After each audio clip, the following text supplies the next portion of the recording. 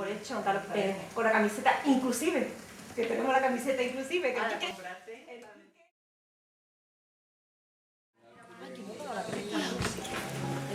ello hemos traído hoy a la mesa redonda los profesores de fisiología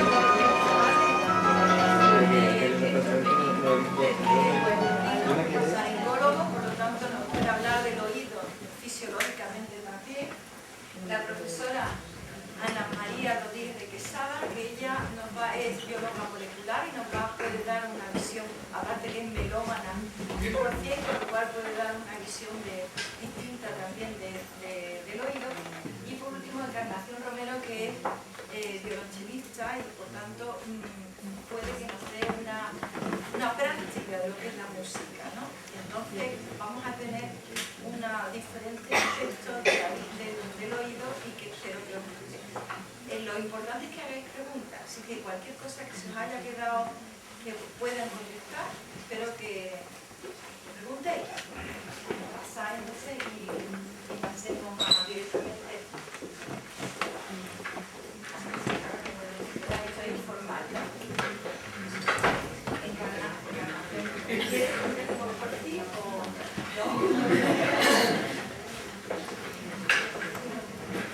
¿Alguna pregunta que os haya sugerido?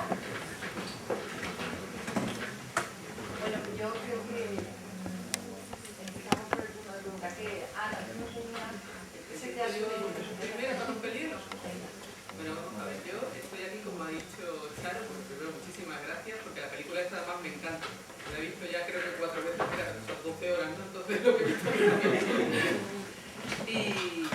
y hombre, como bióloga molecular me veía un poco en el punto de traer algo que tuviera que ver con mi disciplina. Y luego tengo un pensamiento que quizás sea más que os puede interesar más para el debate, que es desde el punto de vista de la emoción y la música, ¿no? Ya como gran aficionada a la música y la música de Mozart me emociona, como me imagino que a muchos de vosotros lo habéis visto ya en la película. La parte molecular es porque al final de la película habéis visto el entierro, ¿no?, que tiene Mozart, y realmente está bastante bien documentada la película, porque parece ser que cuando murió pues tenía, creo que eran como 60 florines o algo así, eso no le daba para un ataúd. Entonces la solución que había para entonces, porque en aquel momento el emperador había prohibido que se enterraran los muertos debajo de las lámparas de las iglesias, porque por cuestiones de higiene, ya es que olía demasiado mal en la iglesia. Y entonces era la solución esta del ataúd comunitario o económico, que es tal como lo habéis visto. Entonces, curiosamente, es verdad que la familia no llegó a acompañarnos al lugar donde iban a enterrarlo, que era una fosa comunitaria para 16. O sea, las fosas que había eran, que ganaban, como habéis visto, echaban con el sudario los muertos, echaban un poquito de cal, y a los 16 los tapaban, y ya bien. Entonces el problema está que los restos de Mozart no se saben dónde están. Pero hay por ahí, en la Fundación Mozarteum, en San Cruz, hay un cráneo, que si lo habéis ido allí, pues os enseño que es el cráneo de Mozart, y luego hay un montón de pelos de Mozart por ahí también. Y con motivo en el año 2006 fue el 250 aniversario del nacimiento de Mozart. Y entonces la televisión austríaca propuso, movió un poco el intentar ver si realmente ese cráneo era el cráneo de Mozart, ¿no? Con las pruebas del DNA, que ya sabéis que las pruebas del DNA, por ejemplo, han servido pues para saber que unos restos que encontraron eran los restos de la familia del zar, que luego los han enterrado ya convenientemente en la capilla real, en San Leningrado, en San Petersburgo, lo que era Leningrado, ¿no? Bueno, pues eso fue antes, y entonces con toda esta fiebre de la guerra del DNA y tal, pues hicieron el análisis de este cráneo. El cráneo este, como surgió, fue que 10 años después de ser enterrado Mozart, el hijo del sepulturero volvieron a abrir la tumba, porque entonces volvían a echar otra remesa, ¿no? Otra remesa de otros 16 o de los que fueran los que tocaran en aquel entonces. Y entonces el hijo del sepulturero cogió lo que él decía que era la cabeza de Mozart y la mantuvo durante un tiempo, y al final pues eso ya pasó de una mano a otra, y al final terminó siendo donado a la Fundación Mozarteum en Salzburgo, y allí está expuesto. Entonces lo que hicieron fue tomar 2 dientes uno fue analizado en Innsbruck, en la Universidad de Innsbruck, y el otro lo mandaron como contraanálisis a Estados Unidos. Cortaron por la mitad dientes y de ahí del interior sacaron DNA. Y claro, tenían que compararlo con la familia, con los restos de la familia. Entonces hay un panteón familiar y allí están los restos de Leo, del padre, de la madre, y no sé por qué motivo eligieron los restos de la abuela materna de Mozart y de una sobrina. ¿Vale? Bueno, el motivo de por qué se eligieron las mujeres realmente también es que la línea del DNA, la mejor manera de ver las paternidades es por el DNA mitocondrial, que se transmite a partir de la línea materna, es decir, viene de la madre, de la madre de la madre, y entonces de hecho en el caso de los del Tsar, de la familia del Tsar, que luego se descubrió que Anastasia realmente no era la zarina esta, la hija del zar que se había perdido y toda esta historia, lo encontraron pues porque al final compararon los restos con el duque de Edimburgo, el marido de la reina Isabel, ¿no? Bueno, pues en este caso escogieron unos cadáveres que estaban bastante bien, unos restos que estaban bastante bien, que eran los de la abuela y la sobrina de Mozart. Y los resultados nos dieron en el año 2006, que era cuando era el aniversario, que empezaron 2 años antes. Bueno, pues resultó que había 5 muestras de DNA. Bueno, los pelos de Mozart, el diente de Mozart, 2 muestras diferentes de pelos de Mozart, los dientes de Mozart y estos 2 restos que os digo de la familia, ninguno coincidía. Nadie estaba emparentado con nadie. Luego al final ni la abuela era la abuela, ni la abuela era la abuela de la sobrina, ni nada de nada. Con lo cual, eso ya lo dejaron y bueno, pues realmente no se sabe dónde está. Yo no sé si esto tampoco tiene mucha relevancia para poder reconocer lo que era Mozart. Lo que pasa es que, bueno, pues ahora allí en el cementerio hay una especie de pequeño homenaje y tal, pero no se llega a saber. Realmente no sería muy difícil porque se podría volver a comparar por lo que sí se sabe que es los restos de Leopold o de la abuela materna. Lo que pasa es que quizás también ya no den el permiso para tanta comparación, porque claro, eso sale muy bien cuando sale positivo, pero si te sale negativo, pues se te acaba de caer en la mitad del museo. ¿No? Entonces, bueno, eso es el punto molecular. Y yo quería ahora lanzaros una cosa para, si queréis luego debatir, a ver si os parece. ¿Dónde os parece a vosotros que está la genialidad y la emoción en la música? Y me explico. Hay intentos de hacer música con programas que se llaman biomiméticos, y eso lo tenemos en la Universidad de Málaga. Hay una empresa, y bueno, es una cosa que ha salido, es bastante famosa, que hace un programa que se llama IAMUS. IAMUS, el nombre está muy bien elegido. IAMUS, por lo visto, es un personaje mitológico que era capaz de hablar con los pájaros. Pero aparte de eso, IAMUS es I am us, yo soy nosotros, ¿vale? Esto está patentado además en Estados Unidos, aunque es original de aquí. Bueno, es un programa de inteligencia seguido con los algoritmos de tipo inteligencia artificial, que tienen, como sabéis, capacidad de autoaprendizaje. Entonces es un compositor de música que autoaprende y automejora. Hay muchos programas que sí que se han conseguido, que son anteriores, que son, por ejemplo, capaces de, con motivos musicales, hacerte música al estilo de Bach, al estilo de lo que tú hacías Mozart cuando tocaba así, pues más o menos te suena como Bach, te suena como no sé qué. Y yo no sé si recordáis en la novela de Orwell, había una parte cuando el gran hermano tenía controlado todo, había unas músicas que eran las músicas que emocionaban a todo el pueblo, y eran músicas que eran automáticamente generadas. Eran unas melodías. Entonces, ¿dónde está la emoción? Porque realmente yo sé que oyes música y no sabes si esa música estás emocionándote por el compositor o te estás emocionando por el intérprete o por como tú, sí, yo creo que, o por como tú lo estás entendiendo en ese momento y cuál es tu bagaje cultural. Sales en Semana Santa y seguro que oís lo que hablábamos antes, oyes una música de Semana Santa y seguro que habrá quien se os cae la lágrima, pero es que seguro que ahora pasa por ahí un japonés y no se le cae ninguna lágrima, vaya que no sé. ¿Qué pensáis en eso? Y luego, ¿creéis que al final lo de los programas, estos, van a poder llegar a terminar de aprender tanto, ese autoaprendizaje aprendizaje como para poder llegar a generar una música que nos emocione y una música que sea pues, como la de Mozart, por ejemplo? Eso yo es lo que os lanzo para, como polémica. ¿Qué me dices tú? Hombre, el estado anímico de la persona en el momento influye mucho, pero el intérprete es el que hace casi todo el trabajo, porque yo puedo interpretar la misma obra que otro músico y el que lo escucha siente totalmente distinto según cómo lo interprete. También una misma obra la puedes escuchar varias veces y depende de cómo tú te sientas en ese momento, te gusta más, te gusta menos, dejas de escucharla o la escuchas dos veces. Depende también. Pero sobre todo el intérprete. El intérprete que le pone... ¿Qué pensáis vosotros? ¿Cuándo os emocionáis? Bueno, voy a romper el hielo, ¿vale?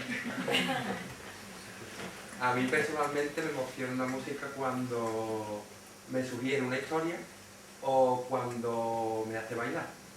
En plan, uy, con esto podría bailar tal. O, uy, con esto me invento esta historia. Entonces yo ya empiezo. Hay veces que, o sea, yo sé que una canción me gusta mucho, cuando la primera vez que la escucho no tengo ni idea de qué va. O no tengo, porque me ha absorbido en mi mente y me he dejado llevar hacia, no saber dónde he ido, allá donde he viajado. Entonces yo sé que cuando me meto dentro de la música es cuando me gusta. Cuando ya os digo, cuando me hace bailar o me hace imaginar una historia. Y estoy totalmente de acuerdo en que depende del estado anímico en el que yo me encuentre, voy a interpretarlo una cosa de una manera o de otra. Y yo viendo la película anoche me surgió una duda muy importante, bueno, importante para mí, que es que ¿tiene relación el tener buen oído musical con el saber componer? Bueno, vamos a ver. Yo soy otorrino, no soy músico. Pero bueno, te voy a explicar una cosita que a lo mejor puede servir, ¿no? Vamos a ver, el oído es un sentido, la música es un arte, y el placer que uno siente cuando oye una música que le gusta es una sensación. Todo eso estamos hablando de un órgano receptor, de unas vías nerviosas que llevan unos estímulos eléctricos a la corteza, una corteza que es capaz, la corteza cerebral que es capaz de interpretar todo eso. Y yo creo que cuando hablamos de sentimientos y hablamos de placer y hablamos de sentidos, en el sentido de placer, de cuando por ejemplo una música nos produce placer, pues entonces ya estamos hablando de las relaciones que hay entre la corteza cerebral y sobre todo con la base del cerebro, que es el sistema límbico. ¿Por qué nos gusta? ¿Por qué nos gusta una música? Pues, ¿por qué nos llega? Pues yo no lo sé, pero probablemente el sistema límbico, que es la base del cerebro, es donde están los recuerdos más antiguos, es donde tienen mayores vías nerviosas, por ejemplo, los sentidos más antiguos como el olfato, que son los sentidos más difíciles de medir, de intentar curar los médicos o de intentar ver su función. Y ahí están los recuerdos más antiguos, está la función cerebral más primitiva, y cuando esa interpretación de la corteza cerebral llega al sistema límbico y produce endorfinas, pues entonces nos produce ese placer. Probablemente porque tenga algo que ver con nuestro pasado, alguna conexión con experiencia que hemos vivido, y eso pues el cerebro es inmensamente complicado de poder entender, pero probablemente algo estimule algún recuerdo, algo que es lo que nos desencadena pues la emoción. Y bueno, respecto a tu pregunta, el oído, yo creo que no. Yo creo que la capacidad de integrar todos esos conceptos es cortical. El órgano receptor del oído, pues no creo, ¿no? Porque, por ejemplo, pues Beethoven era sordo profundo cuando compuso la Quinta Sinfonía, y es una de las obras maestras más grandes de la música, pero tenía ese oído cerebral, es decir, tenía la música metida en el cerebro. Y quizás, pues, eso te puede ayudar un poco en tu pregunta. Yo quisiera aportar algún dato adicional a lo que ha dicho mi compañero.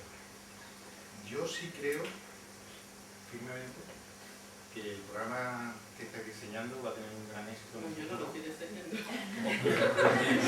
Sí, en la universidad. Sí. La universidad. tan pronto como sepamos cuáles son las claves por las que trabaja el sistema nervioso, por ejemplo, también con respecto a la música. Yo creo que las bases a día de hoy las conocemos. O sea, el cerebro lo que busca, o cuando entiende que una melodía le gusta, es porque tiene armonía. Y armonía no es más que haya una repetición.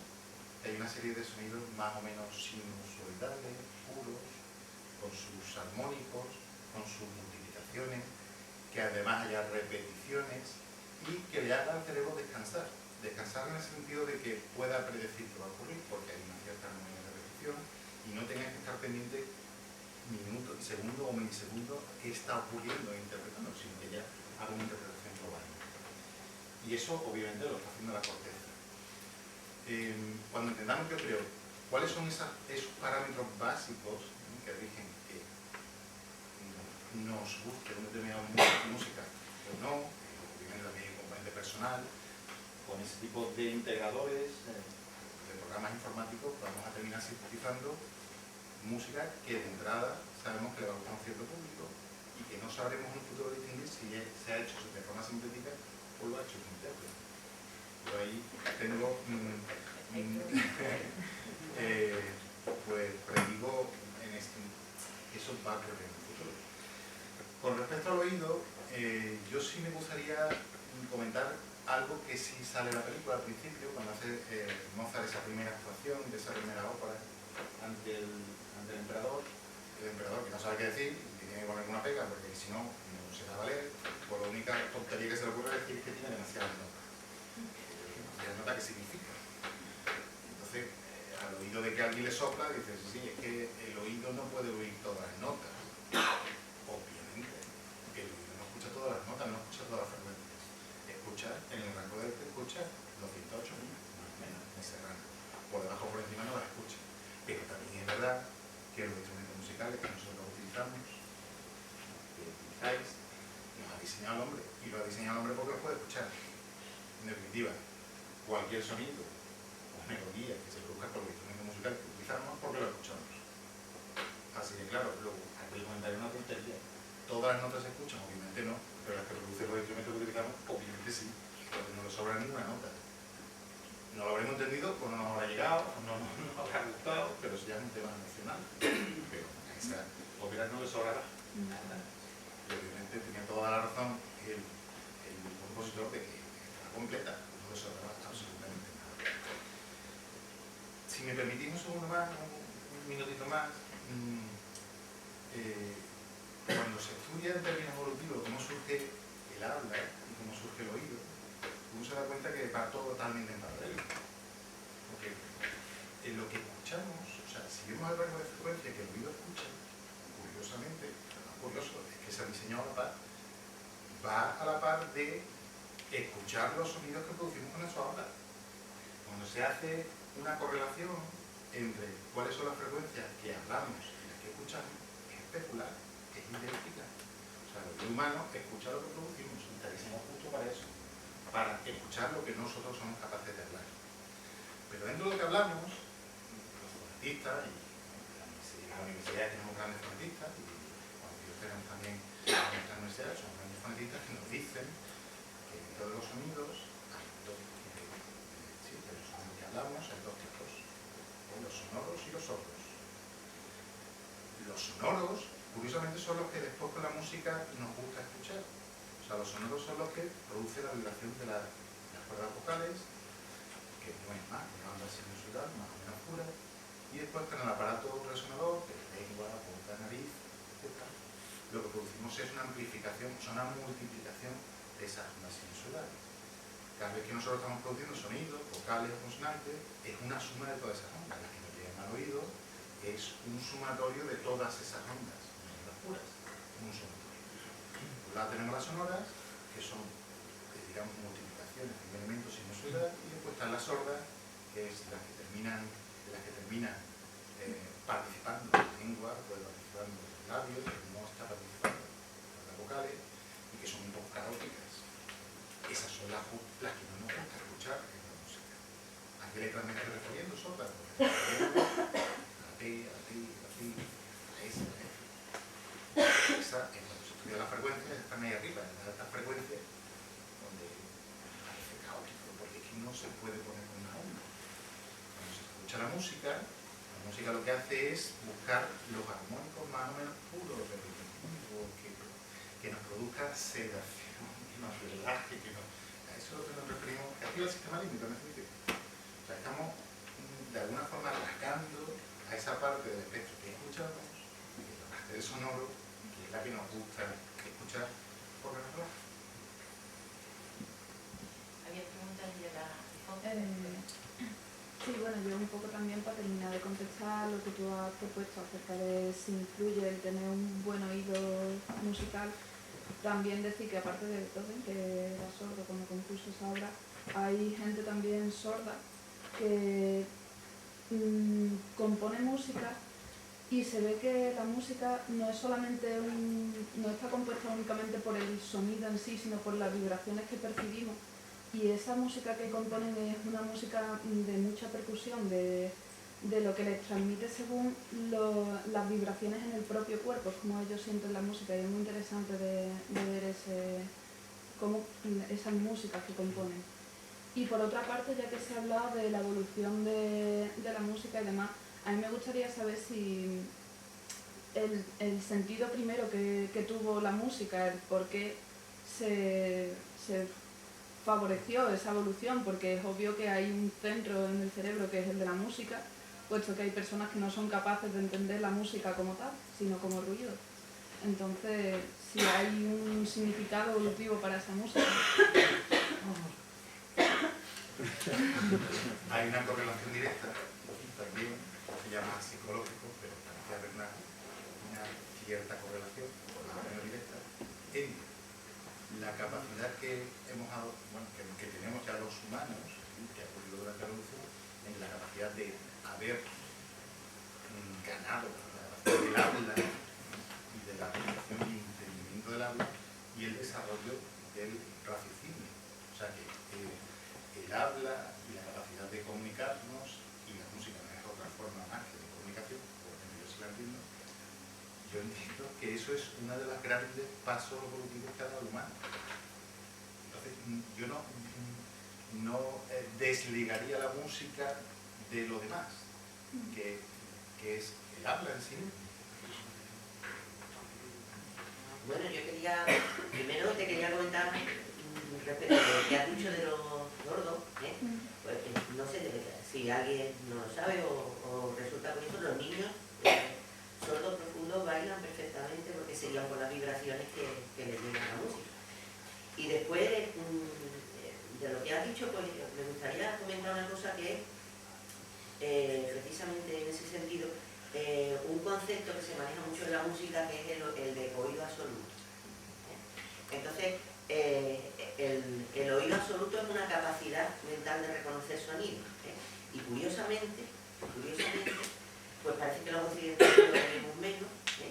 Curiosamente, los orientales parece que hay una frecuencia mayor porque, por ejemplo, los chinos, los lenguajes de China, el cantonés, son lenguajes que la entonación es parte del significado.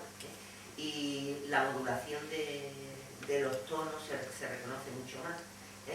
Y bueno, que parece una capacidad que también se ha estudiado curiosamente y que los niños que tienen problemas de autismo, pues esos niños tienen una frecuencia de oído absoluto mayor, o sea, que tienen una capacidad de reconocer los sonidos y de afinar. Bueno, yo de eso afinar no me atrevería a decirlo porque no soy músico, pero que tienen una capacidad mayor que la población que nos consideramos normales o sanos. Y es curioso porque parece que pues nacemos con unas facultades respecto a la audición y a la música que son un poco connatales, que en el desarrollo cerebral y cuando empezamos a formar toda la sinapsis de la corteza, pues, y nuestro propio aprendizaje, pues vamos perdiendo. Es como los idiomas, la capacidad de hablar los idiomas y de aprenderlos. Cuando uno de chiquitito es bilingüe, pues tiene mucha facilidad. Cuando pasan los 5 o 6 años y uno siempre habla en el mismo idioma, aprende otro en un tormento. Y nunca te aprende el invento. Yo yo tengo un montón de cosas en mente, porque cada vez que habláis me viene otra cosa a la cabeza. A ver, en principio, la primera parte es con la máquina que es... El programa que estáis haciendo, y la primera duda que me surge es hasta qué será capaz de hacer la máquina, porque todos los autores, sobre todo compositores de música ahora, yo estoy más por las bandas sonoras, tienen muchas manías a la hora de componer. Tú escuchas distintas películas y reconoces el autor sin saber quién es, por eso mismo. Entonces, ver que un programa es capaz ya no solamente de crear algo nuevo, sino de crear algo que no se haya escuchado nunca, porque es dificilísimo a día de hoy, con todo lo que hay, con todas las tecnologías, con todas las canciones que se han compuesto, escuchar algo realmente nuevo. O sea, ¿llegará a algún punto a esa capacidad de componer? Bueno, yo en primer lugar no soy ni la que compone, y os tengo que decir que mi experiencia con el programa, lo que yo he oído, no me gusta nada. Yo me emociono con la música, entonces no, yo tengo mis dudas. Os voy a contar además el porqué de este programa, que va un poco en torno con lo que decías tú de la conexión y de lo que una música te puede ocasionar, ¿no?, en el cerebro, ¿no? Este programa en principio se diseñó como una manera de estimular a enfermos que tienen problemas, por ejemplo, que están en coma. Entonces, la idea es acoplarlo a una máquina. Entonces, imagínate que está registrando tus ondas y tal, intentar ver si un determinado tipo de música o de sonido, como tú le quieras llamar, estimula más o menos a una determinada persona. Vamos, yo tengo claro que yo en mi testamento vital pongo que no me conecte al aparato con la música. Eso ya se lo dije a mi marido, no me queréis. Si queréis ponerme música continua, me ponéis Mozart, me ponéis Beethoven, pero por favor no me conectéis con este tipo de... porque no sé, la estimulación es positiva o es negativa. Porque no te está gustando nada y no te puedes mover. Entonces esa era la idea. Lo que pasa es que luego un poco como que trascendió, y de hecho ha estado en la BBC, ha salido en Science, en una serie de revistas y eso. Parece ser que sí, que lo que compone es como nuevo, y lo que pasa es que están diciendo que claro, es como un compositor todavía muy verde. Pero yo tengo las dudas, y eso es lo que siempre al final te termina surgiendo, que por eso me parecía un tema interesante para poneroslo para debatir. No, de verdad que yo no lo defiendo en absoluto, no vaya ya a creer. Lo que pasa es que me ha cogido muy cerca, pues porque la empresa que hace esto de la tengo enfrente, ¿no? En la puerta de enfrente de allí en el parque tecnológico, nada. Entonces, porque, vamos a ver, está claro, aquí en la película, está claro que la música de Salieri no era la música de Mozart. Mozart metió un punto diferente en algún determinado momento. Eso no podrá hacer un programa que autoaprende, porque autoaprende de lo que tiene, ¿no? Ese punto de genialidad es lo mismo que Picasso, lo mismo que en otros artes, ¿no? Llega un momento en el que hay uno que te pega un vaivén y tiras por otro lado. Y no es todo igual.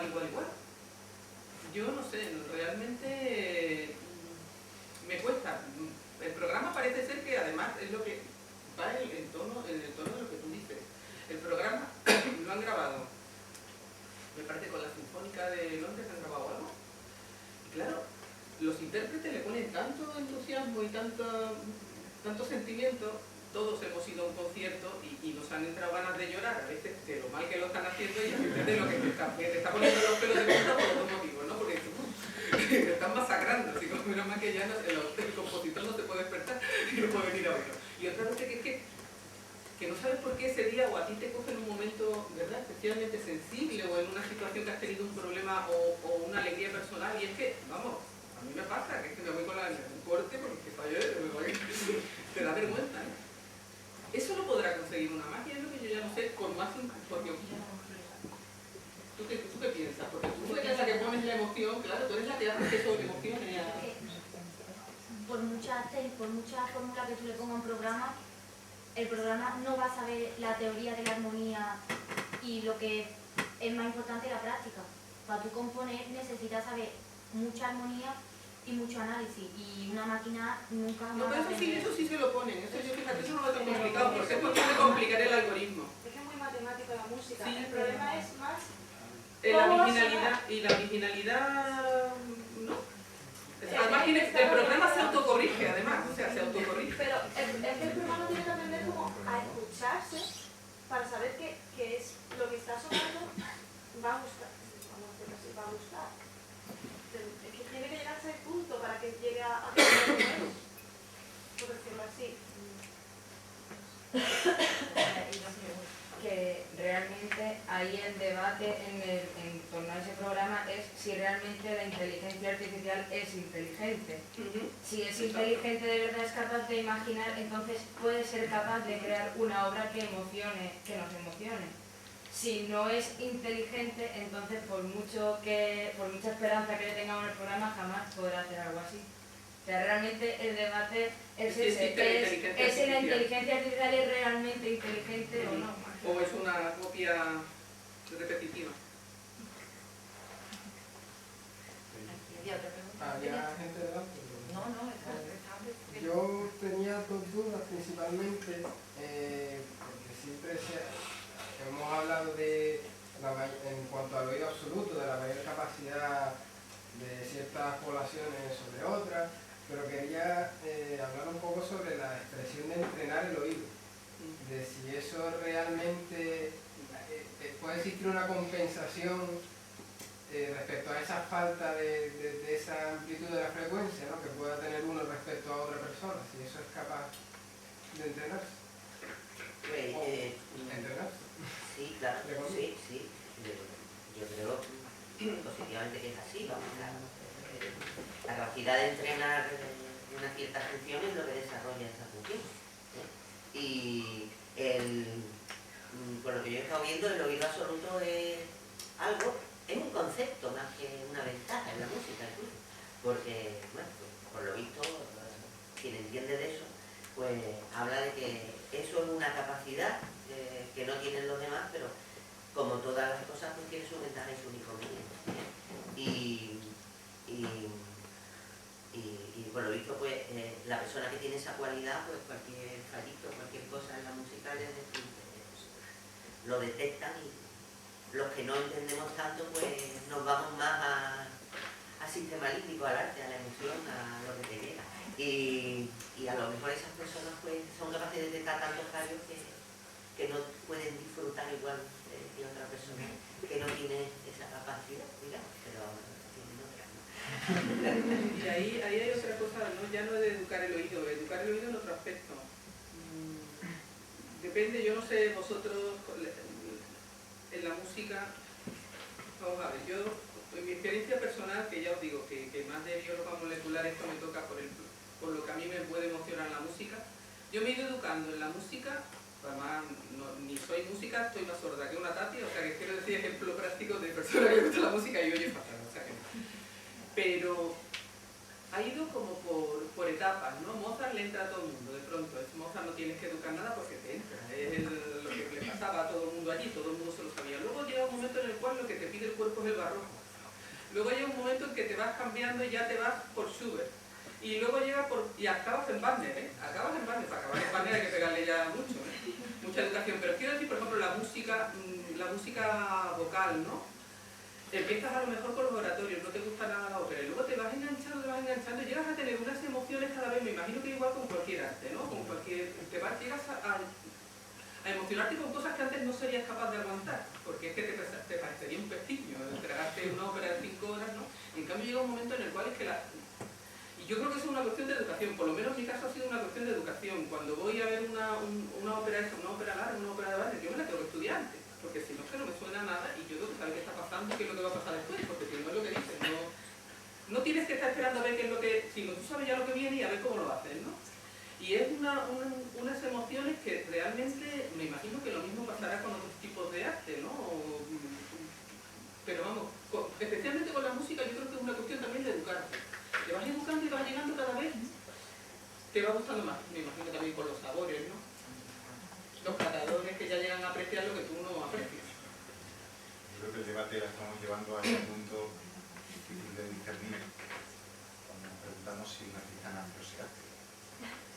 Yo creo que no nace.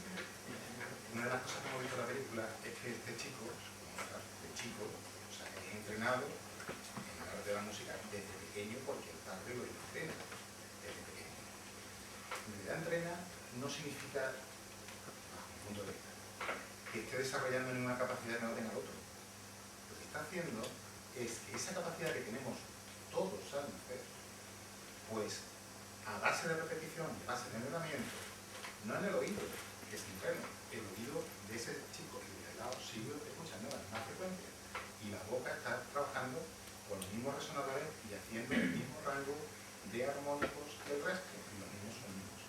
¿Qué pasa? Que a base de entrenarlo, tú puedes hacer sonidos que el de al lado no termina haciendo con el tiempo, porque terminas necesitando tu rango de trabajo vocal y de escucha. Lo que estás entrenando en realidad es tu corteza auditiva y la corteza de esos. Y si eso lo haces tú desde pequeñito, donde todos nacemos, creo, entiendo, con la misma capacidad, cierto rango de diferencia, porque el componente genético está ahí, eso es mi opinión, Entonces, al estar desarrollándolo, terminas haciendo cosas que otros, si no lo hacen en el rango crítico de trabajo, en el rango crítico de trabajo se refiere a establecer la sinapsis, tenemos unos rangos muy específicos. Pierdes esa capacidad para el resto.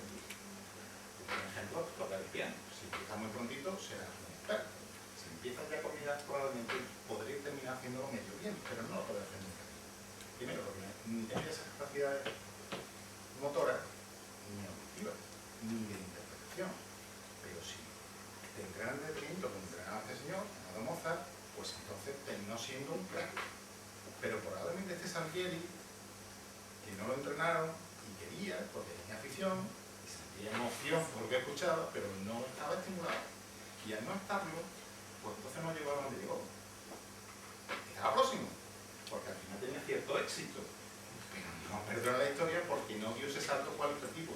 Pero ese salto cualitativo se nace con esa cualidad o se ejecuta de la mente. Yo soy la primera entrenamiento. Porque quiero creer que nacer somos iguales. Una parte de capacidad sí tiene, porque cuando tú empiezas en la música, hay la primera visión que te ponen, hay niños que la pillan más rápido y niños que le cuesta más. Eso es porque tiene más capacidad o menos capacidad. Después, evidentemente, el que tiene menos capacidad, si practica más que el que tiene más capacidad, llegará al mismo sitio. Le costará más trabajo, pero llega. Pero al principio la capacidad, por ejemplo, mi hermana, ella la conoce, mi hermana tiene oído absoluto. Y mi hermana, tú cantas y todas las notas que están desafinadas te las dice. Y por ejemplo, yo no tengo oído absoluto y yo los dictados los pillo mucho mejor que ella. No tiene... Reconozco las notas, por ejemplo, al piano, al violín mejor que ella, pero ella pilla más la frecuencia desafinada y la afinada. Y depende de la capacidad que tenga cada uno. Estoy de acuerdo contigo. Voy a hacer varias preguntas, ¿vale? Hay dos preguntas también. Vale. Bueno, pues efectivamente, siguiendo con el debate, yo creo que la música es matemática creativa. Es decir, el ordenador dice que se autocorrige, pero es que no tiene que autocorregirse. O sea, quiero decir, si yo escribo una canción, esta canción es buena, y puedo escribir otra canción y puede ser buena. O sea, no tengo que corregirme lo escrito anteriormente. Entonces yo creo que si algún día somos capaces de darle a una máquina, no es la capacidad de autocorregirse, sino la capacidad de la creatividad, quizá se pueda llegar... A mí me da mucha pena, Sí, pero... Yo creo que la chispa, el duende y el genio son difíciles de interpretar. Yo creo que para tú crear una obra que le transmita y produzca sentimiento en otra persona, tú tienes que saber qué se siente con ese sentimiento y qué te produce ese sentimiento. Y una máquina no va a saber qué te produce a ti la música. Entonces puede escribir muchas notas, pero... No, lo que pasa es que tiene metido el algoritmo, no es un algoritmo tonto, es que está metido la música de compositores, ¿entiendes? ¿La máquina de dónde ha aprendido? Pues de la música de compositores clásicos de toda una gran... Pero entonces no crea nada nuevo, lo que hace Eso es, mi punto es hasta qué punto es posible en algún momento pegar ese salto creativo que han pegado personas como los grandes compositores, como ahí, vamos a ver, todo, hay muchos músicos, hay muchas personas dedicadas a la música, pero al final hay una serie de nombres propios que han marcado un antes y un después en la composición, porque han hecho un cambio a una nueva tendencia. Eso lo podría hacer alguna vez una máquina, es que eso es como no se le fundan los plumas. Depende de la capacidad de, por ejemplo, económica, que apuesta por ella. Así que Otra pregunta. Yo era también para haber intervenido acerca de lo del programa ese que ahora tanto que habla.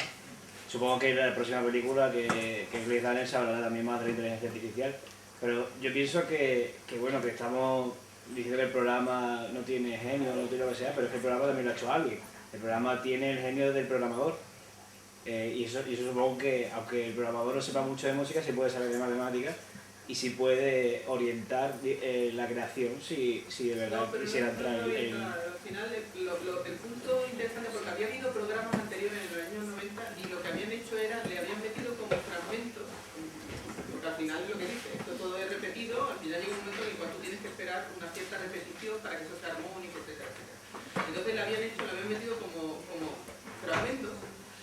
Los juegos estos que se llaman, vamos a ver, hay un juego clásico de esto de que cuentas una historia, pero quitas las palabras, una serie de palabras clave y metes palabras clave al azar y sin personas que no han visto ni la historia y luego lees la historia y tiene hasta sentido algunas veces. O sea, palabras que se han metido, palabras que son fundamentales porque son los personajes de la historia y eso, ¿no? Entonces en ese plan de lo que era como si fueran las fichas de Lego que se están conectando, ¿me entiendes? Sí. Y eso sí había estado. Entonces, claro, conseguía música que sonaba mucho a Bach, mucho a Mozart, mucho a Beethoven, mucho a no sé qué, pero es distinto, este no. Esto es un algoritmo y empiezas desde el principio y empiezas a autogenerar. De hecho, la música que genera es una música contemporánea 100%. ¿Vale? Una música que ya de por sí hay que saber oírla y entenderla. O sea, a mí esa música que por eso a lo mejor no me gusta tanto, porque es que me cuesta. Después de Wagner creo que empezaré con la contemporánea en sencillo ya. Que no... Entonces el programador al final no va dirigiendo por dónde va la música, ¿me entiendes? El programador lo tiene ahí puesto y el programa está solo, el punto está en lo que habéis dicho, ¿realmente la inteligencia artificial es inteligente o no inteligente? ¿O es una mera autorrepetición y automejora, no? Y lo que yo creo que es donde el problema que puede tener el genio de un creador, de un compositor, de cualquier artista, es que hay muchas veces, y yo creo que eso le pasa a cualquier persona, no necesariamente tiene que ser un artista, en el que te frustra tener un pensamiento, una sensación y no saberlo expresar. Y yo creo que el genio de los compositores es precisamente el ser capaz de encontrar esa forma de expresarse. Evidentemente una máquina no puede sentir nada, ¿no? Pero por azar también podría llegar a una cosa que nos haga sentir a los demás, porque al fin y al cabo la sensación de placer de escuchar la música la tienes tú. Es una cosa completamente subjetiva. Así que lo mismo puedes estar escuchando una gotera y te guste, que puedes estar escuchando a Mozart. Claro. Y ese es el otro punto también de realmente emocionas, ¿dónde está la emoción? La emoción está en tu experiencia, muchas veces en tu vivencia y en lo que a ti, lo que me puede gustar a mí, a ti te puede parecer un petardo y viceversa, ¿no? Yo hay veces que hay veces que pongo la radio y hay cosas que directamente no las aguanto, que las tengo que cambiar, entonces me imagino que eso a Mateo no le pasa, ¿no? Hay alguna cosa que te da igual, pero es que hay otras que francamente son molestas, vaya, y vas cambiando, entonces, pero eso es un poco de lo que ¿no? De como tu vivencia, de donde tú vienes, ¿no? De lo que te recuerda a tu infancia o de lo que te recuerda a tu entorno, a los momentos, no sé. Voy a poner eso, hay una pregunta más aquí, pero me gustaría escuchar a Encarnación que nos hace una demostración de la música, si os parece bien. La última pregunta, o pasamos a la... Si algo Sí, bueno, yo quería decir que en parte la música es un arte que no hace falta tanto entrenar, porque la música no es como un cuadro que a lo mejor si no te... o sea, no tiene la misma sensación al ver un cuadro que al escuchar una música, porque se ve que hasta los niños pequeños son capaces de apreciar una música y les despierta un sentimiento. Y en parte se ve muy bien evolutivamente, porque hay veces que cuando vas a componer una canción se te ocurre ese momento de genialidad cuando estás durmiendo o entrevelado, cuando el cerebro está menos consciente, cuando el cerebro es más primitivo. Y eso ocurre. Hay muchos artistas que canciones que han surgido cuando estaban durmiendo y se despiertan y sale una canción. Eso quizás sea por porque evolutivamente el cerebro humano ha evolucionado, el habla y la música. ¿Puede ser algo de eso? A mí se me ocurre una respuesta que es mucho más simple. Y es, cuando estás adormilando, lo que estás durmiendo son cortezas. Y estás durmiendo las cortezas que te mantienen en vigilia, que estás procesando montones de cosas de tu mundo que te rodea, tus preocupaciones y demás. Y cuando estás duermes, pero si tienes el rum de esa corteza auditiva que está metido en ese bucle intentando comprar una canción, que esa actividad queda oscurecida por todo lo demás, porque estás haciendo muchas tareas, y tú cuando te estás relajando y duermes a otras cortezas o esas actividades y dejas ahí el protagonismo a esa corteza auditiva, entonces surge ese momento de tranquilidad. Yo creo que es una solución mucho más simple que tener que hacer lo que yo. Puede ser también para escrito, para pintura y para cualquiera. Es que nos queda muy poquito de tiempo y yo creo que vamos a empezar a montar. Bueno, yo han reservado la última Yo antes que nada quiero decir que yo soy cantante y que el violín hace como 4 o 5 años que no lo cojo y lo voy a tocar. Pues si te quieres cantarnos para lo que yo iba a pedir, me da igual, ¿eh? No, me mojo. Pero que sepáis que yo soy cantante y que a ver... Es que se ha insistido mucho en nos gusta, nos relaja, cosas así. Bueno, yo discrepo en un montón de cosas, pero en esa profundamente, porque la música no solo relaja. En todas las culturas, sea la que sea, se utilizan las marchas militares de un 2x2 y eso no relaja en absoluto, lo que hace es generar la corteza de respuesta agresiva. Las nanas en todas las culturas, y no tiene nada que ver la música que hacen en Asia con la que hacemos los occidentales. Pues todas las nanas tienen exactamente el mismo ritmo porque no vas a dormir al niño. De manera que algo hay efectivamente que viene de fábrica y que está en nuestra capacidad de identificarlo. Luego se puede entrenar, pero lo que la naturaleza no da, Salamanca no lo presta. ¿Ya?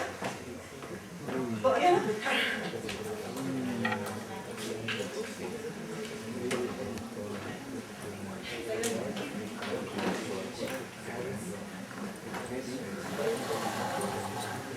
Entre tanto, mi hoja de firmas, ¿por dónde anda? Yo lo quiero saber también. Por aquí no pasa siquiera, ¿eh? ¿Por dónde están las hojas de firmas? Ahí está. Por favor, si puede. Hay dos. Dejad una por aquí y otra por allí. Y si alguien se la ha comido, que la saque de nuevo.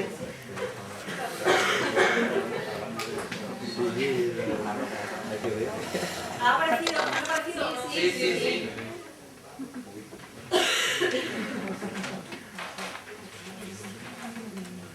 Bueno, ya muy poco de otra cosa que alguien ha dicho, me parece que necesita menos entrenamiento que otras artes. Bueno, a ver, a lo mejor para que te guste sí, porque desde recién nacido te canta una nana, pero la música para mí es un arte el doble de compleja de cualquier otra arte, porque tiene dos momentos creativos, uno el del autor y otro el del intérprete. Una pintura, una escultura se autocontiene, se quedó ahí. El teatro y la música tienen dos momentos creativos, uno lo que hace cuando haces la creación y otra la que haces cuando la interpretas, que puede efectivamente cargarse lo que está haciendo.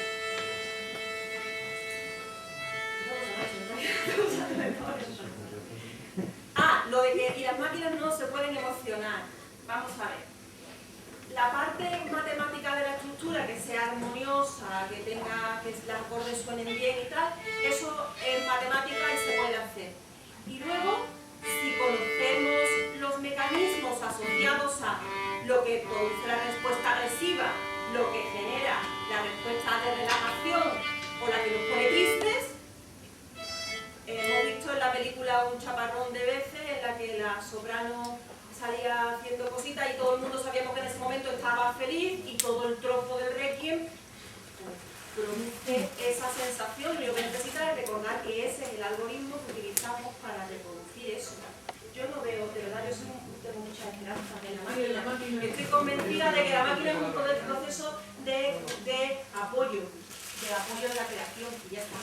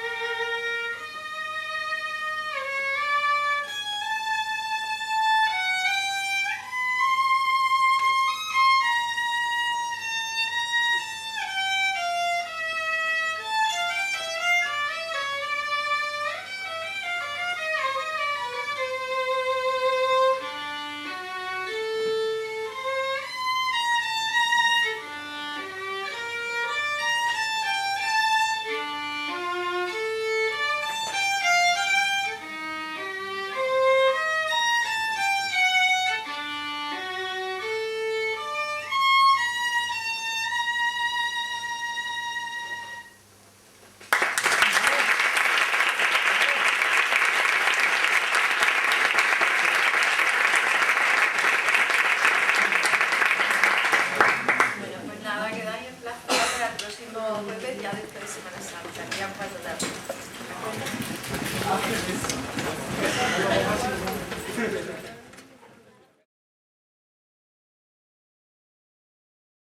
No te gusta, pero a fuerza de seguir probando, vas educando el gusto, el paladar y acabas saboreando y encontrando placer en el sabor nuevo, ¿no?